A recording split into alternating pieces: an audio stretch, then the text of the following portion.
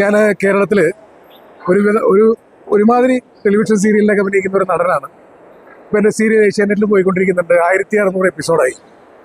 ഈ കണക്കാമ്പട്ടിയിലുള്ള സദ്ഗുരു സിദ്ധരെ കാണാൻ ഞാൻ ഒരുപാട് നാളായിട്ട് ആഗ്രഹിക്കുന്നതാണ്. പക്ഷെ എനിക്കിവിടെ എത്തിപ്പെടാൻ പറ്റിയില്ല.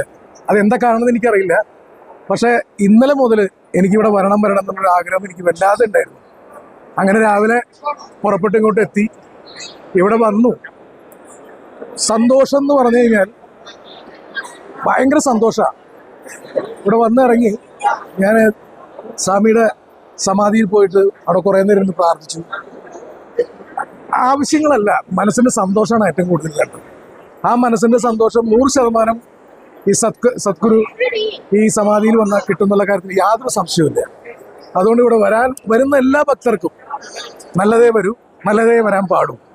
ഇനി കേരളത്തിൽ നിന്നുള്ള പല ആർട്ടിസ്റ്റുകളാവട്ടെ, ബിസിനസ്സുകാരാവട്ടെ, ഒരേ ഒരു പ്രാവശ്യം നിങ്ങൾ ഈ കണക്കാമ്പട്ടിയിലെ സദ്ഗുരു സമാധിയിലേക്ക് നിങ്ങൾ വരണം. നമ്മളൊക്കെ പ്രായമായിക്കൊണ്ടിരിക്കുക. നമുക്ക് സമാധാനം വേണം, ആശ്വാസം വേണം, സന്തോഷം വേണം, നല്ലൊരു മരണം വേണം.